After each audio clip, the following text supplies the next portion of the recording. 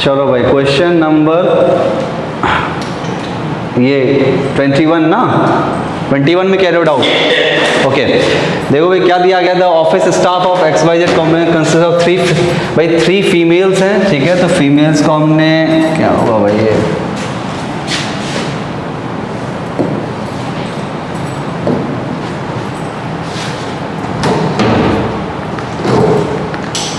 हाँ भाई ये 3 फीमेल्स हैं, तो इनको हमने क्या किया भाई सर्कल में डाल दिया, और 5 क्या थे, 2 मेल्स थे D और E, ठीक है, एंड 5 मेल्स। अच्छा ये EFGH में है भाई, पूरा EFGH ये भी मेल्स में ही है, ठीक है ना, ये सब मेल्स में ही है। The management is planning to open a new office in another city using 3 males and 2 females, ठीक है। Okay okay okay, A is chosen to be moved, which of the following can not be a team. अच्छा कौन सा team नहीं हो सकता ये आपसे पूछा जा रहा है, ये तो बिल्कुल उसी टाइप का क्वेश्चन हो गया ना जो हम ऑप्शन से हटा देते थे, ठीक है। तो आपको एक मेंबर क्या लेना है भाई, ए लेना है, ए को आपको लेना ही लेना है, ठीक है। तो अब पढ़ते हैं भाई क्या है, females A and C are not to be together, तो भाई ए और सी साथ में नहीं होने चाहिए। तो किसी ऑप्शन में क्या ए और सी दिख रहा है भाई आपको, नहीं दिख रहा है, बिल्कुल अच्छी बात है। सी एंड शुड बी सेपरेटेड, सी और ई हमेशा एक अलग होने चाहिए, क्या किसी ऑप्शन में सी और ई साथ में नहीं है। D and G should be separated, D और जी साथ में नहीं होने चाहिए, डी और जी साथ में नहीं होने चाहिए, इस ऑप्शन में डी और जी देखो साथ में है। इसका मतलब क्या है भाई, which can not be a team पूछा गया था ना, कौन सा टीम नहीं हो सकता है, तो आपका यही आंसर हो गया सीधा सीधा। क्लियर है? हाँ देखो भाई ए को तो आपको लेना ही लेना था, ठीक है। अब जो थर्ड वाला आपका डायरेक्शन है वो क्या कह रहा है, D and G should be separated, D और जी अलग अलग होने चाहिए, बट यहाँ पे क्या है, डी और जी साथ में है, और आपको निकालना क्या है, can not be a team, कौन सा टीम नहीं हो सकता है, तो नहीं होने में तो यही आएगा ना answer. Okay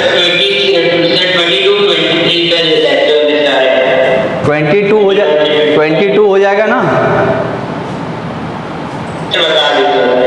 okay, if C and F are to be move to new office how many combinations are possible. अच्छा भाई इस बार क्या कर रहे हैं, सी और एफ को आपको ना भेजा जा रहा है, ठीक है। तो सी कहाँ हो गया भाई, फीमेल में 3 मेल्स, देखो 3 मेल्स और 2 फीमेल्स आपको रखनी है भाई टीम में, ठीक है। टू डू सो, और इसमें आपको सी और एफ को रखा जा रहा है भाई, तो सी फीमेल में तो एक सी आ गई भाई, और 3 जो मेल है इनमें एक एफ आ गया। ओके बात समझ में आ रही है? अब बचा क्या भाई, यहाँ पे आपकी एक प्लेस फीमेल वाली बच रही है, और यहाँ पे आपकी 2 प्लेसेस बच रही है किसकी भाई, मेल वाली। ओके अब देखो कॉम्बिनेशन बनाना है ना, तो देखते हैं कि कितने पॉसिबिलिटीज हैं हमारे पास। भाई फीमेल कितनी थी, 3 थी, तो एक फीमेल तो आ ही चुकी है, इसका मतलब बचा हुआ 2, मतलब इस फीमेल के लिए कितने पॉसिबिलिटीज हैं भाई, 2 हैं, यहाँ पे 2 आ सकती है ना, कोई भी 2, ठीक है। ए भी हो सकता है, बी भी हो सकता है, 2 केसेस लिए जा सकते हैं। अगला है 5 मेल है, और 5 मेल में आपको 3 सिलेक्ट करना है, और एक एफ ऑलरेडी आ चुका है, तो बचा क्या भाई 1 2 3 4 4 ऑप्शंस आपके पास बचे हुए हैं। मतलब पहले मेल के लिए आपके पास 4 पॉसिबिलिटी हैं, और अगले के लिए कितने हैं भाई, 3 पॉसिबिलिटीज हैं। बात समझ में आ रही है? सर ये क्वेश्चन कर दिए नहीं, इसी क्वेश्चन को तो कर ही रहे हैं, वापस से कर दें? ओके ओके देखो भाई क्वेश्चन आपसे क्या कह रहा है कि if C and F are to be moved to new office how many combinations are possible. अच्छा हाउ मेनी कॉम्बिनेशन, कितने कॉम्बिनेशन आपके पॉसिबल हो सकते हैं, ठीक है। तो अच्छा हाँ, इसमें आपके ये भी तो केसेस देखने हैं भाई कि सी के साथ कौन आ सकता है कौन नहीं आ सकता, ये भी केस देखना होगा। तो सी और ई साथ में नहीं हो सकते भाई। जैसे अगर आपने सी ले लिया बच्चों, यहाँ पे आपने सी ले लिया है, तो फीमेल में और कौन नहीं आ सकता भाई, फीमेल में ए भी कुछ पॉसिबिलिटी है क्या भाई, ए और सी साथ में नहीं हो सकते हैं ना, ए और सी साथ में नहीं हो सकते। इसका मतलब क्या हुआ भाई, यहाँ पे ना आपको फीमेल सेक्शन में एक ही पॉसिबिलिटी तो बची। इसका मतलब फीमेल में एक ही हो सकती है। कौन भाई, कौन हो सकता है फीमेल में? बी हो सकता है, और तो कोई आ ही नहीं सकता भाई इस फीमेल की जगह पे, क्योंकि सी के साथ ए, दो फीमेल चाहिए तो आपको ए बी सी फीमेल थी, सी ऑलरेडी है, ए नहीं आ सकता ए के साथ, तो बी आएगा। ठीक, नाउ एफ के लिए भाई ये जो हमने पॉसिबिलिटी वाला किया ना, ये यहाँ पे नहीं चलेगा, क्योंकि यहाँ सारे केसेस नहीं लिए जा रहे, कुछ केसेस नेग्लेक्ट भी हो रहे हैं। ठीक है, तो हमें उन्हें हटाना होगा। ओके, तो एक बी आ गया भाई। अब इन दो मेल के लिए पॉसिबिलिटी देखते हैं भाई। एक तो एफ आ चुका है भाई, अब एफ के साथ साथ और क्या केसेस हैं भाई? देखिए ए और सी नहीं आ सकता, वो तो ठीक है। सी और ई शुड बी सेपरेटेड, सी और ई। कहने का मतलब अब यहाँ पे ई नहीं हो सकता बच्चों, मेल में ई नहीं हो सकता है। ठीक है, मेल में क्या हो सकता है भाई? ई नहीं हो सकता, मतलब डी हो सकता है, एफ ऑलरेडी आ चुका है, जी आ सकता है, एच आ सकता है। देखते हैं क्या इसमें से भी कोई नेग्लेक्ट हो सकता है क्या? D and F together should not be a part of team, तो डी भी नहीं आ सकता है भाई, डी भी नहीं आ सकता, मतलब डी को भी आपको कैंसिल करना है। मतलब कितने हो गए भाई? या तो अब जी और एच हो सकता है, अब तो इन दोनों को तो लेना ही पड़ेगा, दो मेल तो हमें कंसीडर करने ही है। इसका मतलब यहाँ जी आ जाएगा, यहाँ एच आ जाएगा, यहाँ बी आएगा। मतलब कितने केसेस बन सकते हैं? सिर्फ एक ही केस पॉसिबल हुआ, इसका मतलब है ना, एक ही टीम आप बना सकते हैं, G H F B C, ये टीम आपकी जाएगी जब आपको सी और एफ को इंक्लूड करना है। बात समझ में आ रही सबको? Okay, next question, if C is chosen to new office which member of the staff can not be chosen to go with C. भाई सी के साथ कौन नहीं हो सकता है? भाई दिया गया था ना भाई, सी के साथ कौन नहीं हो सकता है भाई? E. C and E should be separated, है ना भाई, सी के साथ ई नहीं होना चाहिए। तो क्या ई ऑप्शन में है? ई ऑप्शन में नहीं दिया गया, कोई बात नहीं। ठीक है, एक और कोई होगा जो नहीं जा सकता है सी के साथ, कौन सा है भाई?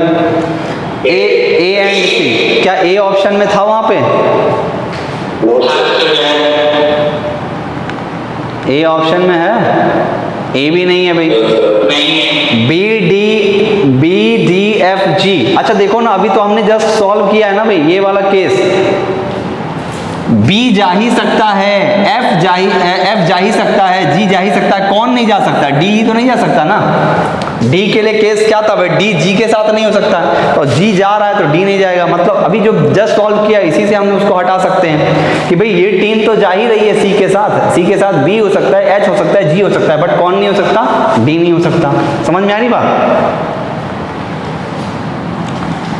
भाई? बी एफ जी के केसेस तो हम लोग देख ही चुके हैं, एक क्वेश्चन नंबर 2 में ये केस ले चुके हैं। सेकंड वाला ऑप्शन जो डी है वो नहीं आ सकता। क्लियर है? Under the guidelines which of the following must be chosen to go to the new office. कौन हर बार जाएगा भाई? कौन हर बार जाएगा? बी है ना भाई, बी जाएगा हर बार, क्योंकि बी को आपको टीम में लेना ही होगा। क्योंकि देखो हर एक के लिए ना केसेस बने हुए हैं, ए सी के साथ नहीं जा सकता है, ये नहीं, और सी ई के साथ सेपरेट होगा, लेकिन बी क्या है उसमें हमेशा शामिल हो, क्योंकि बी के लिए कोई इन्फॉर्मेशन दी नहीं गई है। और अगर आपको दो फीमेल लेना है और ए और सी अगर साथ में नहीं हो सकते हैं, इसका मतलब बी को तो आपको ले ही जाना पड़ेगा। बात समझ में आ रही कि नहीं? भाई 3 फीमेल हैं, ए बी सी, ए और सी साथ में नहीं जा सकते हैं, मतलब बी हर बार जाएगा। क्लियर है?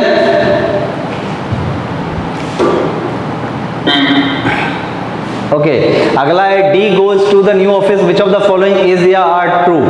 सी कैन नॉट बी चूजन। भाई अगर डी जाता है तो सी जाएगा क्या?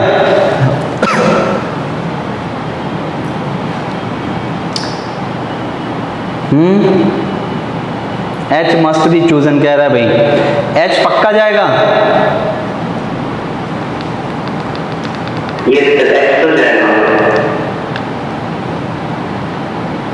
देखो H तो आपका जा रहा था भाई, H के लिए कोई केस नहीं बन रहा था क्योंकि D और G शुड भी सेपरेटेड होना चाहिए। देखो D और G सेपरेट करना चाहिए, मतलब अगर D जाएगा तो G नहीं, G जाएगा तो D नहीं, लेकिन H के लिए कोई कंडीशन नहीं है, H तो जाएगा ही जाएगा। ठीक है भाई, H तो पक्का जाना है। अब बचता है A और C के लिए, A और C सेपरेट होने चाहिए। ठीक है, तो A और C को तो सेपरेट कर सकते हैं ना भाई, या तो A जाए और C और E साथ में नहीं होना चाहिए ना, C और E चलो कोई बात नहीं है, D और F should be a part of team, should not be a part of team, D और F।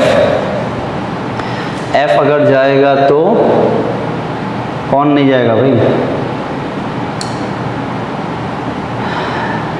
तो भाई एक तो H के लिए आ रहा है कि H हमेशा पार्ट होगा, H मस्ट बी चूजन, ये तो सही है। A can not be chosen और C can not be chosen, इसमें से कौन सा कैंसिल आउट होगा भाई, तो थर्ड से इंक्लूड करता हुआ एक ही ऑप्शन है भाई, तो D आना चाहिए इसका आंसर, है ना? क्यों?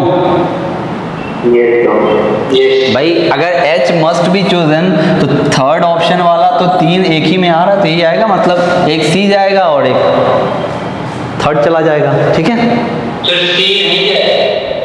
हाँ वही C नहीं जाएगा, मतलब उसकी जगह पे A आ जाएगा। ठीक है,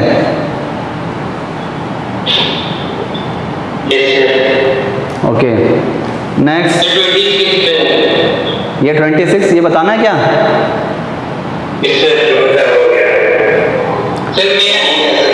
भैया उनको डाउट है, बता दे। ओके बता रहे हैं। A team of 5 is to be selected among 5 boys A B C D 4 girls P Q R, ये गर्ल्स हैं भाई P Q R, और यहाँ पे S भी है, और ये आपकी मेल्स। ठीक है, मेल है। Okay, if 2 of the members have to be boys the team will consist of, पहले तो ऑप्शन एलिमिनेट कर देते जो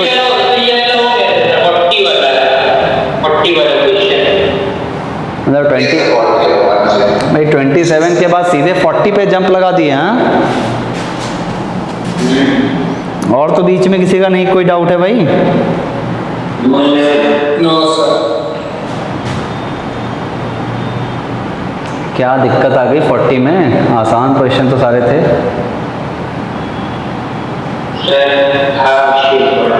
हाँ ये वाला क्वेश्चन भाई बिहार NTSC 2019 में आया था ना, ये क्वेश्चन बिहार NTSC 2019 का क्वेश्चन है, बहुत ही धाकड़ क्वेश्चन, मतलब एक साथ 3 डेटा को रिलेट किया गया और उसमें भी बड़े केसेस बनाए गए।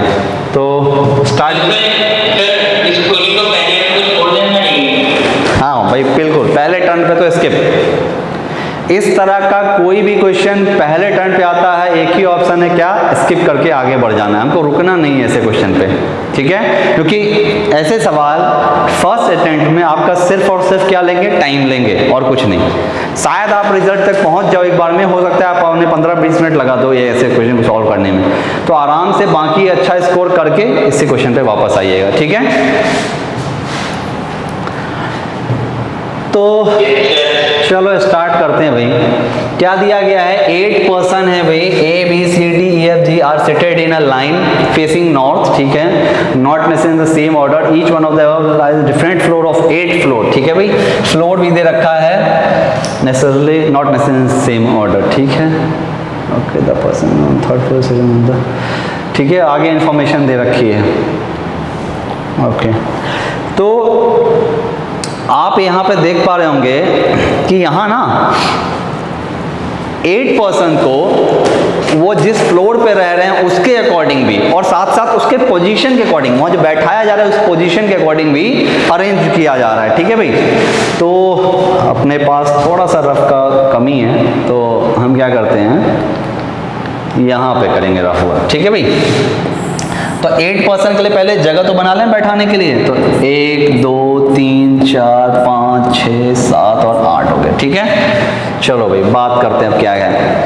The person living on third floor is sitting on the second place towards right of person living on second floor. अच्छा, सेकेंड फ्लोर पे जो रह रहा है ना उसके सेकेंड राइट में है ना, सेकेंड प्लेस राइट में कौन रह रहा है, थर्ड फ्लोर का आदमी रह रहा है। तो क्या हम ऐसा लिख सकते हैं भाई 1 2 3 4 और यहाँ पे होगा सेकेंड फ्लोर वाला, तो 1 2 3 2 place, second to the right बोला गया ना, second to the right. Okay, third floor is setting on the second place towards right of the person in second. Okay, तो सेकेंड फ्लोर पे जो रह रहा है ना उसके सेकेंड राइट मतलब फर्स्ट सेकेंड, इस प्लेस पे कौन है भाई, यहाँ पे थर्ड वाला है। बात समझ में आ रही है सबको?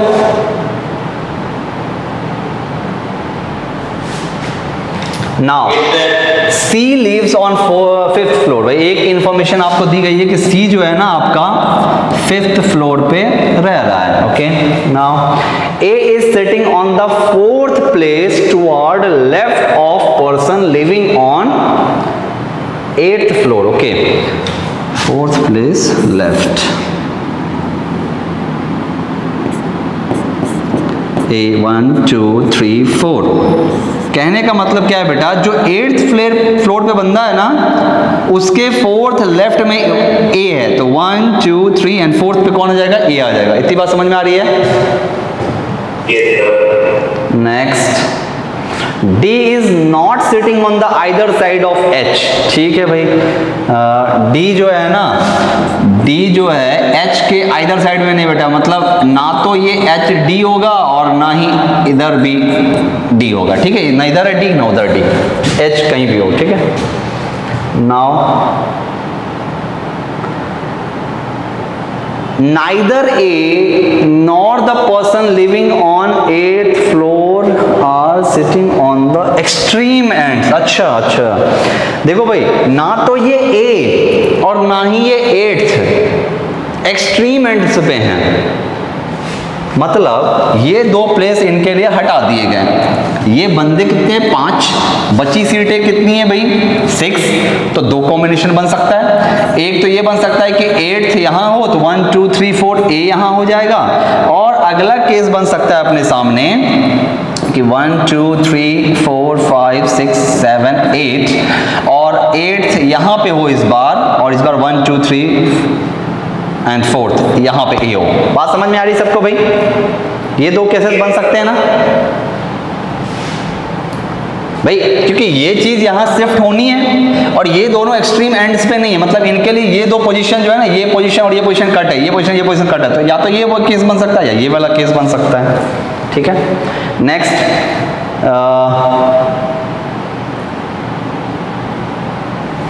B is sitting on the 3rd place towards left of F। B is sitting on the 3rd place toward left of F।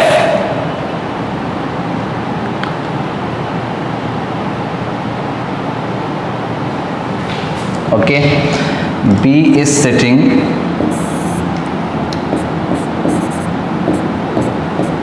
भाई, B is sitting 3rd place towards of left का मतलब है F से 3rd place 1 2 3, 3rd place पे कौन है, B है। ठीक है भाई, आगे बढ़ते हैं। There is only one person between sitting between G who lives on 1st floor and the person living on 8th floor। भाई अब 8th फ्लोर वाले की तो पोजीशन हमको पता है, ऑलमोस्ट हमको पता है, पूरा तो नहीं पता लेकिन ऑलमोस्ट हमको पता है कि 8th वाला यहाँ है।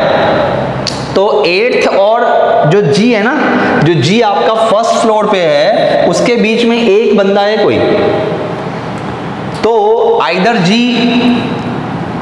यहां हो सकता है बच्चों और ये 1st फ्लोर पे रह रहा होगा, आइदर G यहां हो सकता है ये 1st फ्लोर पे रहेगा, या आइदर G यहां हो सकता है ये 1st फ्लोर पे रहेगा। बात समझ में आ रही सबको?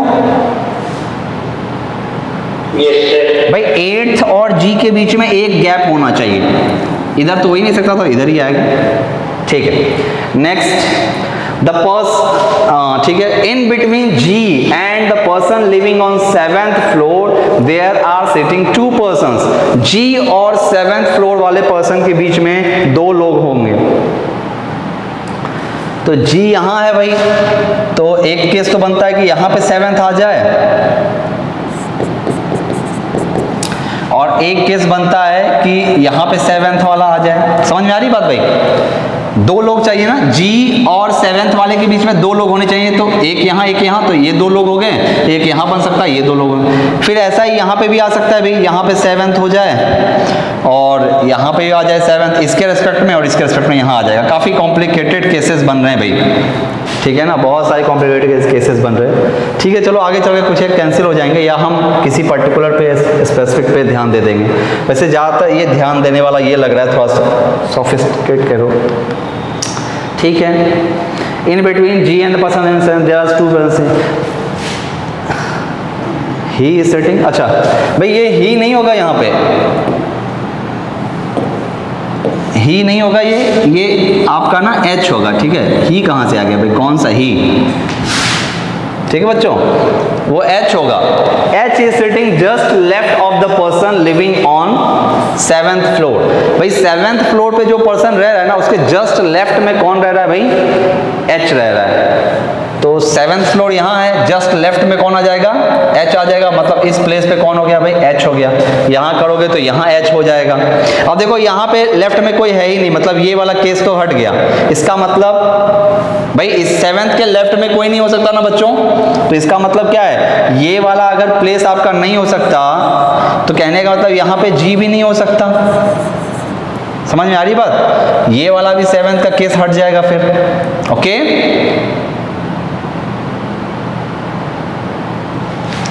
समझ में आ रही है बच्चों बात। भाई इसके लेफ्ट में कोई हो ही नहीं सकता था, तो हमने उसको केस को हटा देना था, ठीक है, हट गया वो केस। अब आ गया भाई, between H and F who lives on 6th floor there are 2 person. भाई एफ जो है कहाँ रहता है, 6th फ्लोर पे है। एफ जो है आपका क्या है भाई, 6th फ्लोर पे, और एच और एफ के बीच में दो लोग हैं। एच और एफ के बीच में दो लोग हैं भाई,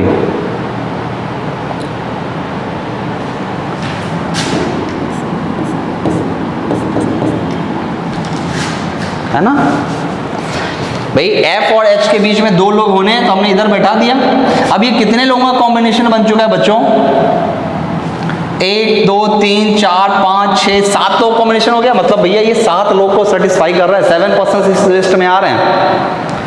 अब इसको उठा के ना कहीं पे पुट करने की कोशिश करो, ये कहां पे फिट बैठ रहा है, जरा देखो तो भाई, ये किस सिचुएशन में फिट बैठ रहा है, इस वाले पहले वाले में या दूसरे वाले में।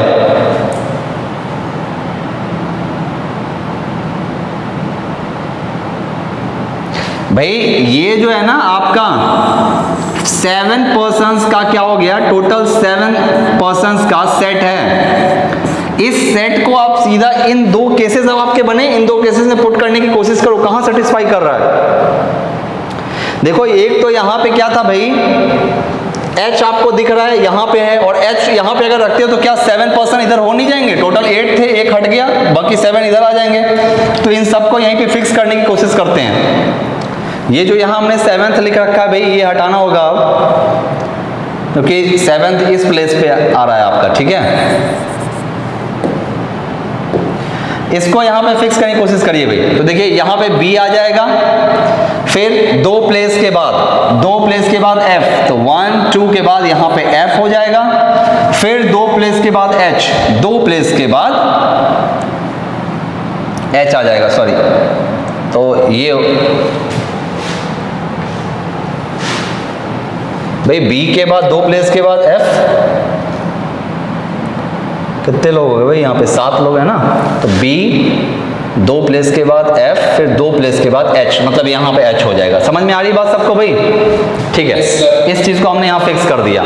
अब जैसे ही आपने इसको फिक्स कर दिया, आपको दे रखा है ना कि D जो है H के साथ नहीं हो सकता है, तो मतलब D यहाँ भी नहीं हो सकता, यहाँ भी नहीं हो सकता, तो D के लिए तो एक ही प्लेस बची, ये वाली। क्यों? अब देखो कौन कौन आ चुका है भाई, A आ गया, B आ गया, C नहीं आया, जो कि C के दिए गया था 5th फ्लोर पे रह रहा है भाई वो। अच्छा एक चीज बताओ, ये 1st फ्लोर पे है, ये 8th फ्लोर पे है, 7th फ्लोर पे है, 2nd और 3rd वाले के बीच में भी एक गैप होना चाहिए। तो अब बताओ 2nd और 3rd वाला कहां आपका फिट बैठ रहा है भाई, 2nd और 3rd वाला कहां फिट बैठ रहा है आपका, क्या हमने किसी एक की पोजीशन लिखी नहीं है क्या? किसी की पोजीशन बी की, B is sitting third place towards left of F. अच्छा ये तो हमने लिख ही रखा है। C lives, G lives on the first floor, G and person on the 7th floor sitting 2 persons. H is sitting just left of the 7th floor. Between H and F who lives on 6th floor there are 2 persons. ठीक है, तो भाई ये 7th floor पे हो गया, ये 8th floor, ये फर्स्ट फ्लोर। ठीक है, बी के बारे में क्या बोला गया भाई? सी जो है आपका 5th फ्लोर पे आ जाएगा, तो 5th फ्लोर के इन सब में तो सी अब के लिए यही प्लेस बच रही है ना भाई, सी के लिए तो यही प्लेस बच रही है, क्योंकि हर जगह पे आपका क्या है, सी नहीं था, और हर जगह पे जब आपका फ्लोर मार्क है तो यहाँ पे ये क्या आ गया भाई, ये 5th फ्लोर वाला आ जाएगा। ठीक है, सी 5th फ्लोर पे हो गया, एच 8th फ्लोर पे, एक 7th फ्लोर पे कोई बचा हुआ है, कौन सा बचा हुआ है भाई? ए बी सी डी ई बच रखा है, तो ई कहाँ हो गया भाई आपका? 7th फ्लोर पे हो जाएगा। ठीक है ना, ई आपका 7th फ्लोर पे हो गया, A B C D E F G हमने सारे और एच सारे पर्सन्स को हमने मैच बैठा दिया भाई वहां पे। अब बच क्या गया है? उनके फ्लोर को पुट करना। ठीक है भाई, फ्लोर को बस पुट करना बाकी रह गया है, फ्लोर को ही पुट करते हैं। देखिए ये फर्स्ट है, ये 5th है, 8th 7th आ गया है, कोई एक इंफॉर्मेशन हमसे मिस हो गई है। ये तो 2nd और 3rd दिख रहा है कि भाई इनके बीच में कितने गैप है? सी 5th पे है 7 पर्सन्स, ए 8th पे, ए की पोजीशन क्या हमको दे रखी है भाई? कोई एक डेटा मिस हो रहा है भाई, कोई एक डेटा मिस हो रहा है किसी एक की फ्लोर पर्सन लिविंग थर्ड से, ये sitting 2nd place towards right, 1st 2nd ठीक है। C listen A is sitting on the 4th place towards left of the person living on 8th, D is not और 8th floor are sitting on the extreme ends, B is sitting on the 3rd place towards left of F. Okay, there is only one person between G who lives on 1st floor and the person living on 8th floor. ठीक है, in between G and there are 2 persons. ठीक है, 7th floor हो गया, H is sitting just left of the person living on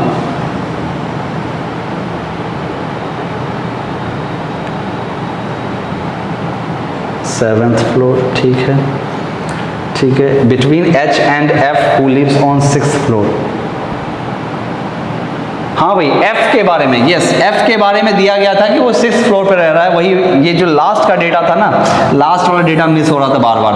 F जो है ना वो 6th फ्लोर पे है भाई, ये आ गया, बस काम हो गया अपना। देखो F आपका क्या है भाई, 6th फ्लोर पे है बच्चों। अब देखो ये 2nd और 3rd फ्लोर के बीच में एक गैप होना चाहिए, तो अब ये कहाँ फिक्स हो सकता है? इसके लिए तो यही 2 प्लेसेस बची ना भाई, तो ये आ जाएगा B आपका 2nd पे, A आ जाएगा 3rd फ्लोर पे, तो फर्स्ट हो गया, 2nd 3rd और D आ जाएगा किस पे? 4th पे। ठीक है, और 5th 6th 7th 8th सारे प्लेसेस आपके फिल हो गए। समझ में आ रही बात भाई सबको? भाई काफी थोड़ा सा लेंदी प्रॉब्लम था, काफी ये लेंदी प्रॉब्लम था, आपको इसमें बहुत समय देना पड़ता। आप देख रहे हो कि हमने क्या किया, यहाँ पे भी केसेस दिए हैं, अलग अलग भी केसेस दिए हैं, फिर यहाँ से इनको वहां पे पुट भी करना पड़ रहा है, देखना पड़ रहा है कि भाई कौन किस प्लेस पे सेटिस्फाई कर रहा है कि नहीं? बताइए। हाँ, इस क्वेश्चन को छोड़ देना चाहिए। कितनी बार पूछोगे भाई, आज ही छोड़ दोगे क्या भाई? कितनी बार एक ही चीज को पूछोगे? बिल्कुल ऐसे क्वेश्चन को फर्स्ट टाइम में छोड़ देना चाहिए। जैसे आप एक फ्लो में 100 क्वेश्चंस कर रहे हैं ना, तो एक फ्लो बन जाती है भाई कि हम इस स्पीड में चल रहे हैं और स्पीड मेंटेन रहे। अगर कोई इस तरह का क्वेश्चन आपकी स्पीड को रोकता है ना, तो वो आगे वालों को क्या करता है, इफेक्ट कर देता है, आगे वाले आसान क्वेश्चन भी टफ बन जाते हैं फिर। तो आपको क्या करना है, एक इंस्टेंट में ऐसे क्वेश्चन को स्किप करना है और इनको सेकेंड टर्न के लिए रखना है कि जब सेकेंड टर्न में वापस से आओगे तब इसे क्वेश्चन पे पूरा ध्यान देना है कि हाँ भाई अब कैसे इसको सॉल्व करें। समझ में आ रही बात? ओके, तो आपका जो एक्चुअल बन रहा है भाई, अगर हम उसको एक जगह पे लिख दें, एक जगह पे अगर हम लिख दें तो क्या बन रहा है भाई? 1 2 3 4 5 6 7 8, ये 8 पर्सन्स हैं, 8 पर्सन्स हैं, और एक तो फ्लोर है भाई, सेकेंड देखो B D A F G C है ना, B, D, A, F, G, C और अगला है H, E। ये आपके पर्सन्स में बैठे हुए हैं, first place to 8th place. और फ्लोर की बात करें, सेकेंड, फोर्थ, थर्ड, सिक्स्थ, तो second, fourth, third, sixth, first, ठीक है, नेक्स्ट था फिफ्थ, ये आपका 8th और ये आपका 7th। ठीक है भाई, यही आपकी प्लेस थी।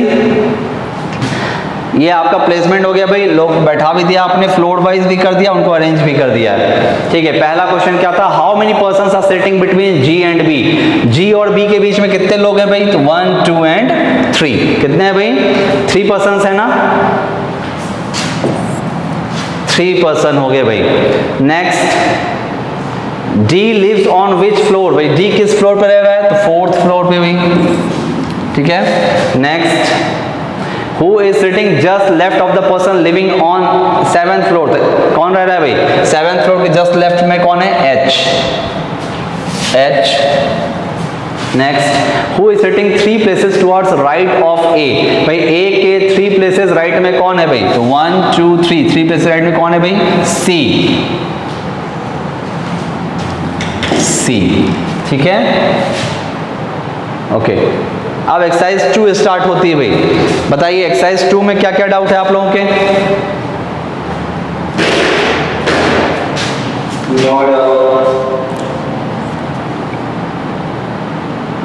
Okay, no doubt. भाई किसी का डाउट नहीं है कोई भी,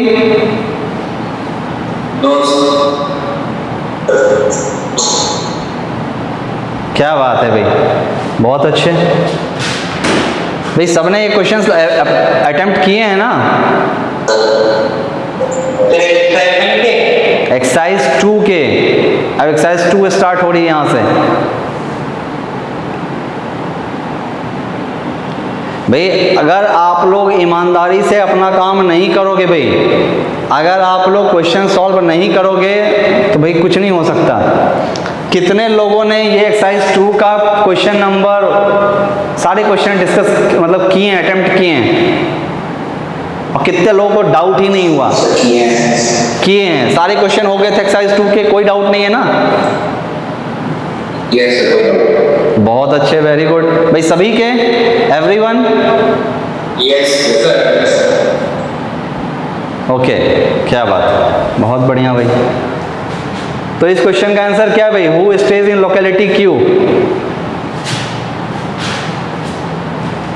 बताइए इस क्वेश्चन का क्या आंसर है।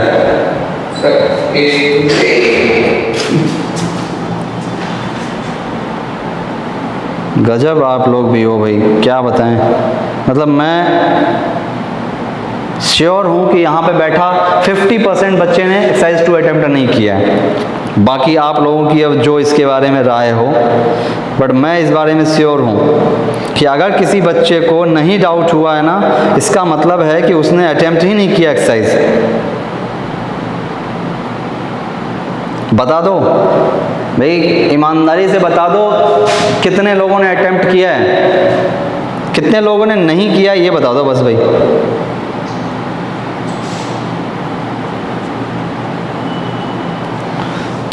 मैं आंसर भाई निकाल ले रहा हूँ फटाफट मैच करने के लिए, ठीक है।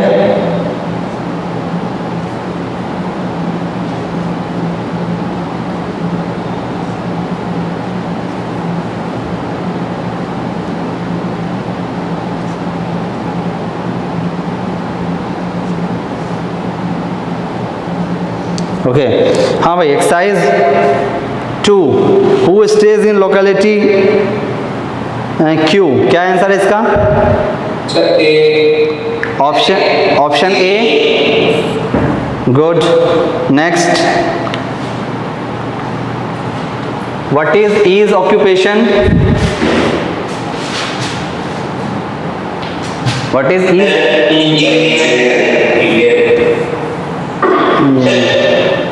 अच्छा आप सबों के पास मॉड्यूल भी अवेलेबल है ना, हाँ मॉड्यूल अवेलेबल है ना, ओके फिर तो यूजलेस है कि हम इसको भी डिस्कस करें। चलो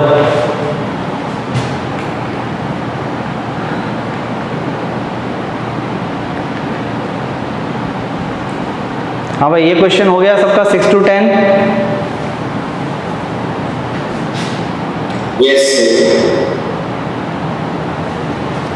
हाँ भाई, गर्ल्स हैं इस बैच में या गर्ल्स नहीं है यहाँ पे एक भी?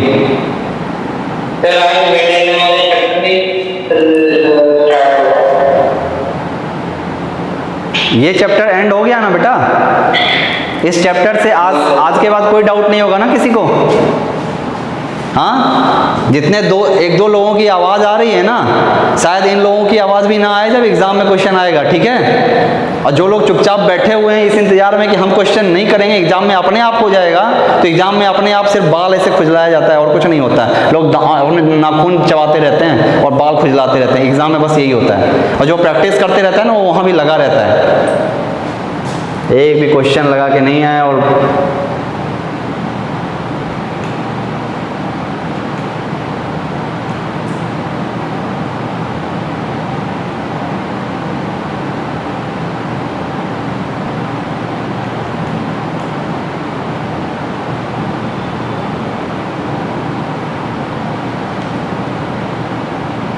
ओके, ये क्वेश्चन भी हो गया होगा भाई सबका 20 to 24। ब्लड रिलेशन भी इसमें इंक्लूडेड थी। Yes, sir. ओके,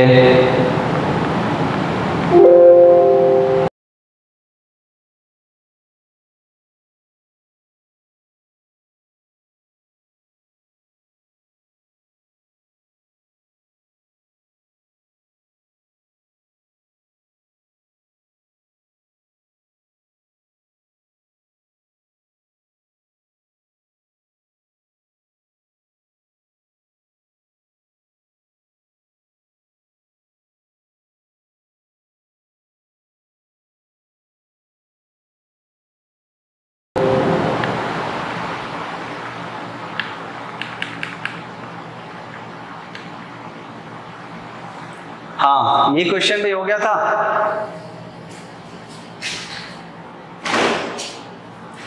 ये क्वेश्चन सभी का हो गया है? Yes, sir. ओके, अगर सभी का हो चुका है तो who will explain?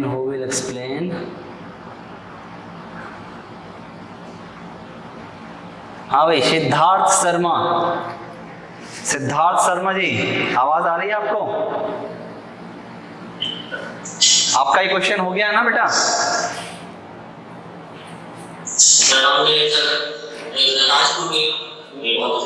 क्या बेटा?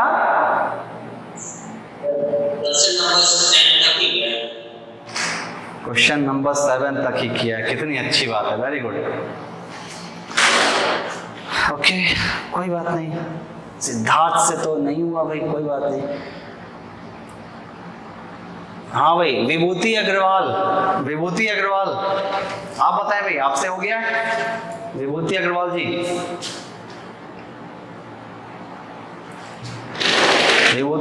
जी, आपसे हो गया है क्वेश्चन?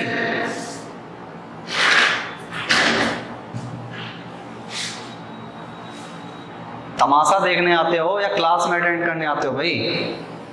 अगर सिलेक्शन चाहिए ना तो ईमानदारी से पढ़ना शुरू कर दो, फालतू की फिर मेहनत मत करो। हर चैप्टर में तुम लोगों का यही रहता है। हाँ भाई, रोहित व्यास आपने कर लिया? ऑडियो ही कनेक्टेड नहीं है इनका। उत्कर्ष गोपाल,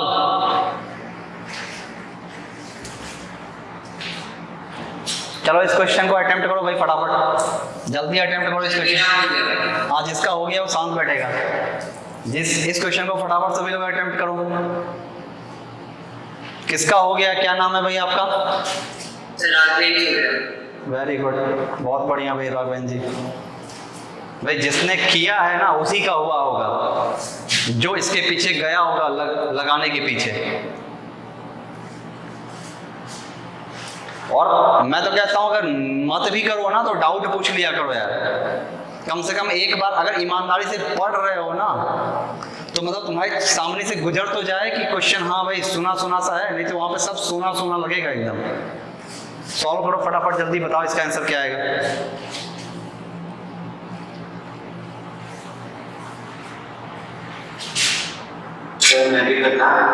क्या? ओके, क्या नाम है भैया आपका? क्या? प्रणव। Okay good. देखो 2 लोगों की आवाज आई है, बाकी लोगों की आवाज बस शांत हो चुकी है।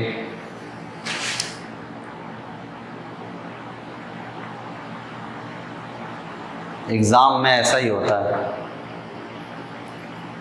जब आपके पास एग्जाम में खाली समय रहेगा तो आपका ध्यान सिर्फ एग्जामिनर के समोसे चाय पे जाएगा। अच्छा ये समोसा खा रहे हैं, हमसे नहीं पूछा इन्होंने, चाय पी रहे हैं, हमसे नहीं पूछा। हाँ हम यहाँ बताओ फालतू का पेपर अटेम्प्ट करने आए और ये समोसे चाय के मजे ले रहे हैं।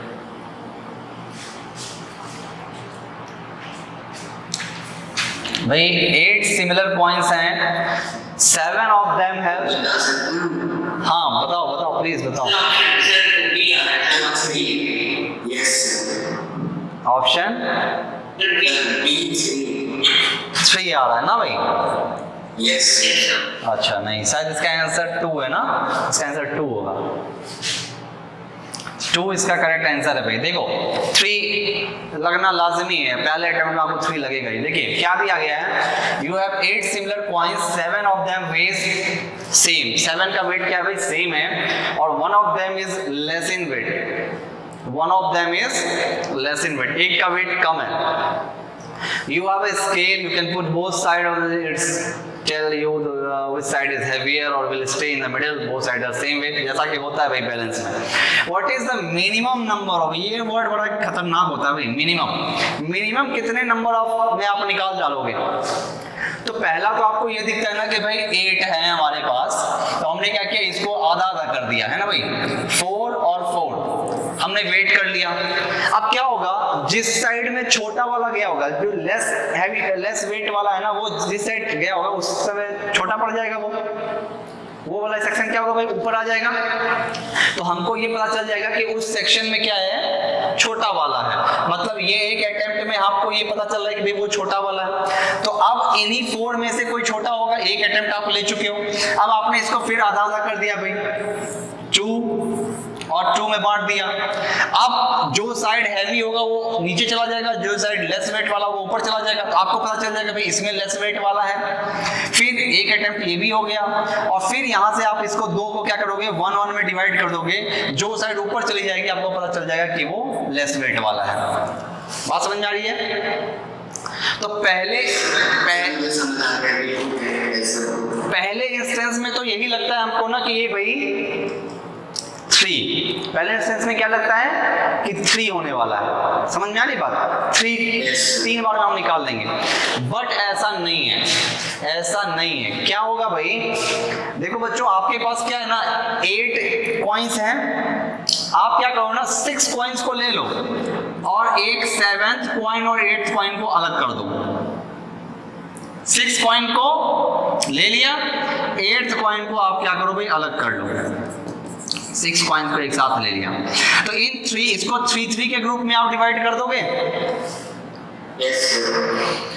बात समझना भाई, हमने क्या किया, 2 को हटा दिया, 7th और 8th को, 2 कॉइन हटा दिए, 6 कॉइन एक साथ ले लिए। अब 6 कॉइन को हमने 2 के ग्रुप में डिवाइड कर दिया, 3। क्या क्या पॉसिबिलिटी हो सकती है भाई, या तो बैलेंस इक्वल हो जाएगा 3 या एक साइड छोटा हो जाएगा। बात समझना भाई, या तो दोनों इक्वल या एक साइड छोटा। अगर ये दोनों, भाई पहला केस क्या है, फर्स्ट केस, अगर 3 आ गया, मतलब जो आपने 3 लिया ना वो एक बराबर आ गया। जैसे ही बराबर आया इसका मतलब क्या है, इन्हीं 7 और 8 में से कोई एक छोटा वाला होगा। बात समझ में आ गई भाई? जैसे ही ये 3 बराबर आने का मतलब क्या है कि 7 और 8 में से कोई छोटा होगा। दूसरा अटेम्प्ट आप लगाओगे 7 और 8 में, आपको पता चल जाएगा कि 7 छोटा है या 8 छोटा है, जो भी पता चल जाएगा। तो यहाँ से आपको दिख सकता है कि भाई 2 ही अटेम्प्ट में आपने पता लगा लिया। एक केस और क्या बन सकता है, या तो 3 = 3 हो गया, नहीं ऐसा भी तो हो सकता है भाई कि आपको इसी में पता चल जाए कि हाँ भाई एक 3 जो है ना दूसरे 3 से ग्रेटर है। बात समझना, एक 3 का वेट दूसरे 3 से ग्रेटर है, तो जैसे ही आपको पता चला तो उसमें से आपको लेस वाला पता चल जाएगा ना तुरंत कि ये वाला छोटा है। ये वाला छोटा का मतलब क्या है, उसी में कोई छोटा वाला होगा।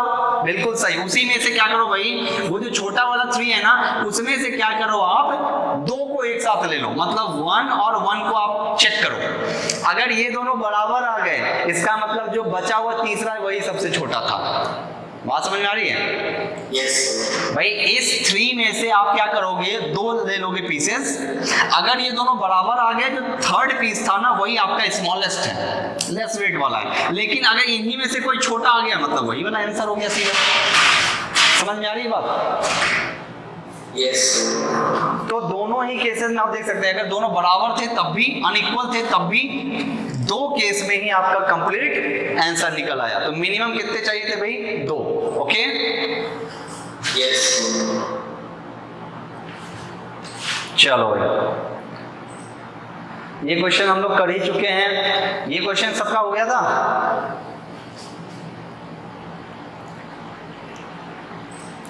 अगली क्लास में ना सुन लो, आज की क्लास अभी एंड होने वाली है, मैं एंड करने वाला हूं। अगली क्लास जो है वेन डायग्राम की होगी, लेकिन वेन डायग्राम से पहले पजल टेस्ट का डिस्कशन होगा। और ईमानदारी से वही बच्चा क्लास अटेम्प्ट आएगा, ज्वाइन करेगा जिसने क्वेश्चन अटेम्प्ट कर रखा होगा भाई, ठीक है? बाकियों को हजम नहीं होगी, पेट गुड़गुड़ करेगा, समझ लेना। जो अटेम्प्ट करके आएंगे, जो डिस्कशन में पार्ट लेंगे, जिनको डाउट होगा, भाई तुम्हारे 10 डाउट होंगे, 20 होंगे, मैं सब बताने के लिए तैयार हूं, लेकिन डाउट पूछो, क्वेश्चन सॉल्व करो। क्वेश्चन सॉल्व नहीं करोगे मैं कितना भी पढ़ा के चला जाऊं नहीं होता है। मैथ ओनली प्रैक्टिस से आएगा, थियोरेटिकल चीज नहीं है कि हमने सुन लिया हाँ भाई जो बाबर थे उन्होंने 1526 में पानीपत की पहली लड़ाई लड़ी, सुन लिया याद है, ऐसा नहीं होगा। आपको प्रैक्टिस करनी पड़ेगी, हर क्वेश्चन अप्लाई करना पड़ेगा, लगाना पड़ेगा, खुद देखना पड़ेगा लगा के, टीचर के लगाने से नहीं होगा। तो अगले टर्न पे सारे क्वेश्चन आप अटेम्प्ट करके आएंगे। पजल टेस्ट के जो भी क्वेश्चन उस दिन डाउट रहेंगे हम उसको डिस्कस करेंगे और फिर next chapter Venn diagram start कर देंगे। ओके यस चलिए, thank you very much everyone.